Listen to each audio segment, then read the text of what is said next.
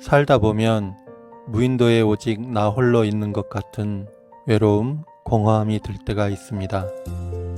열심히 산다고 살아왔는데 갑자기 내 존재가 작고 초라하게 느껴질 때도 있습니다. 반대로 내가 잘났다는 자만심 때문에 삶에 문제가 되는 경우도 있습니다. 외롭고 공허한 마음에서 벗어나시기를 바라며 너무 초라하지도 너무 자만하지도 않는 텅 빈 충만을 찾기를 바라며 영상을 시작하겠습니다. 어떤 왕이 대관식을 마치고 거울을 보고 있는데 그 거울 속에서 왕의 모습을 한 사나이가 질문을 했습니다. 당신은 어떻게 왕이 되었다고 생각하나요? 남보다 잘나고 능력이 있어서지요. 세상엔 당신보다 잘나고 능력 있는 사람이 많지 않은가요? 거울 속의 사나이는 계속 어떻게 해서 왕이 되었느냐고 물었고, 왕은 내가 멋이 있어서 라는 식으로 계속 대답하다가 끝내는 털썩 주저앉으면서 제가 자랑할 것이 없군요. 다 세상이 도와준 덕분입니다. 라고 했습니다. 나는 누구일까요? 하늘에 공기가 없다면 나는 숨 쉴 수가 없습니다. 땅에 바탕이 없다면 나는 존재할 수가 없습니다. 내가 숨쉬고 생명을 유지할 수 있는 것은 나 아닌 것들이 있어서입니다. 그야말로 덕분에 살아가는 것이죠. 여기서 한 걸음 더 들어가서 생각해보면 이 몸의 어느 것도 본래 내 것인 것이 없습니다. 머리부터 발끝까지 다 천지에게 부모님께 받은 것이고 대여기간이 끝나면 모두 돌려줄 수밖에 없는 것입니다. 이처럼 나는 원래 내 것이다 라고 할 것이 없습니다. 원래 이것이 나다 라고 할 것도 없습니다. 이처럼 내가 나다 하고 내세울 것이 없듯이 우주 만물이 다 나다 라고 내세울 것이 없습니다. 그래서 무아이고 공입니다. 이렇게 우주 만물은 어느 것도 단독적으로 존재할 수 없습니다. 나 아닌 것이 있어서 내가 있을 수 있고 내가 있음으로 인해서 나 아닌 것들이 있을 수 있습니다. 상이 상자, 서로 의지하고 바탕이 되는 이치를 불교에서는 연기법이라고 했고 원불교에서는 은혜라고 했습니다. 나와 너는 덕분에 살 수 있는 연기의 이치로 존재하게 된 관계, 없어서는 살 수 없는 은혜인 것입니다. 한 송이의 국화꽃을 피우기 위해 봄부터 소축새는 그렇게 울었나 보다. 한 송이의 국화꽃을 피우기 위해 천둥은 먹구름 속에서 또 그렇게 울었나 보다. 미당 서정주의 국화 옆에서라는 시입니다.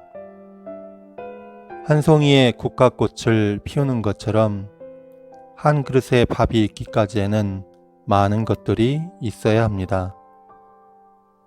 곡식에 종자가 있어야 하고 종자를 심을 땅이 있어야 하고 물과 햇볕과 비가 있어야 하며 심고 가꾸는 농부의 수고가 있어야 하고 비료와 비료를 만드는 분과 운송하는 분들의 수고가 있어야 하고 밥솥을 만드시는 분, 팔아주시는 분, 전기를 공급해 주시는 분, 그릇을 만들어 주시는 분, 그릇을 팔아주시는 분이 있어야 하고 이렇게 나열을 하자면 끝도 없을 많은 존재들의 힘과 노력과 정성이 있어야 비로소 한 그릇의 밥이 있을 수 있습니다.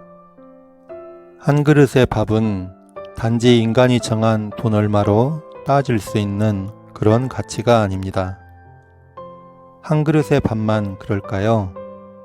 만물이 다 그렇게 우주 전체의 정성으로 피어난 가치를 매길 수 없는 고귀한 한 송이 꽃인 것입니다. 산에 피어도 꽃이고 들에 피어도 꽃이고 길가에 피어도 꽃이고 이름 없이 피어도 모두 다 꽃입니다. 나도 꽃입니다. 나도 천상천하 유아독존으로 유일하며 고귀한 생명인 것입니다. 그러니 무한한 은혜로 꽃 피어난 나를 아무런 쓸모가 없다고 스스로 무시하지 말기 바랍니다. 제가 한참 수행에 몰두하던 20대 시절에 어느 날 산을 오르다가 문득 산에서 나는 냄새를 맡게 되었습니다. 그리고 그전에는 들리지 않던 산의 갖가지 소리들도 들리는 것이었습니다. 그렇게 산에는 내가 미처 몰랐던 사실들이 많이 있다는 것을 깨닫고 내려오다가 문득 또 이런 생각이 들었습니다. 산뿐만 이러는 게 아니고 산 아래 저 세상도 그렇겠구나. 원래 있는데 내가 미처 알지 못했던 사실들이 많이 있겠다는 것을 알게 된 것입니다.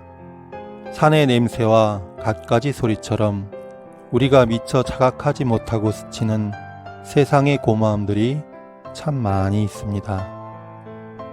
역사적인 작가인 톨스토이는 자신의 평생에서 가장 행복했던 때는 어린 시절 어느 날의 아침이었다고 합니다.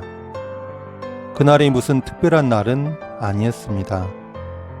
창가에는 햇살이 비치고 있었고 이불과 옷가지들이 여기저기 널브러져 있던 그냥 평범한 아침이었을 뿐인데 문득 그의 마음이 그렇게 느꼈던 것입니다.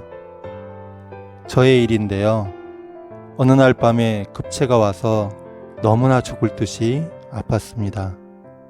온몸이 뻣뻣해지고 팔다리에는 아무 기운이 없고 등허리와 위장에 통증이 심하게 왔습니다. 속에서는 신물이 나더니 결국 새벽에 구토를 하는 지경이 되었습니다. 너무 아파서 아무리 약을 먹고 손을 따고 서늘하고 앉아 있어도 몸이 도대체 말을 듣지 않아서 할 수 없이 고통과 함께 해야만 했습니다. 그러다가 거의 탈진 상태에 도달해서야 나도 모르게 잠이 들었습니다.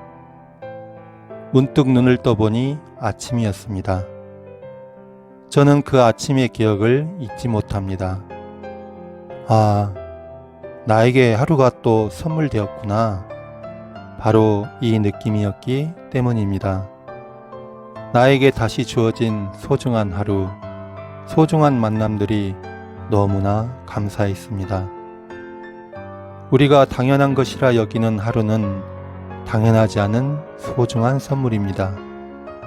그리고 세상은 내가 생각한 것보다 더 친절합니다.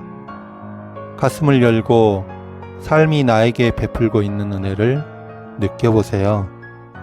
물고기가 물의 존재를 느끼지 못하듯이 우리가 미처 느끼지 못하고 살아가는 세상의 고마움들이 너무나 많습니다. 그리고 더욱더 중요한 사실은 우리가 세상의 고마움을 느끼면 느낄수록 내 삶에 고마운 일들이 생겨난다는 사실입니다. 플라시보 효과를 아시나요? 실제로는 아무런 효과가 없는 것을 주었을 때 믿고 먹는 환자는 실제로 병증이 치료가 되는 현상을 플라시보 효과라고 합니다. 내 몸을 포함해서 우주 만물은 우리의 부름에 응답을 합니다. 물은 답을 알고 있다라는 책을 보면 사랑 감사에는 1급수의 아름다운 결정으로 응답하고 미워 죽어버려에는 폐쇄에 일그러진 결정으로 응답합니다. 수백 명의 사람들이 모여 호수에 기도했을 때도 역시 호수물은 1급수의 아름다운 결정으로 응답했습니다. 물고기가 물속에 살면서 물을 싫다고 저주한다고 생각해 봅시다. 응답하는 법칙에 따라서 물은 점점 저주스러운 물로 되어질 것입니다. 그러면 결국 누가 손해를 보게 될까요? 독한 마음을 먹고 악한 마음을 먹으면 당장 내 몸에 독성이 생겨납니다. 현실이 긍정적으로 응답하도록 하십시오. 내 마음에 따라 응답한다는 사실을 슬기롭게 활용하십시오.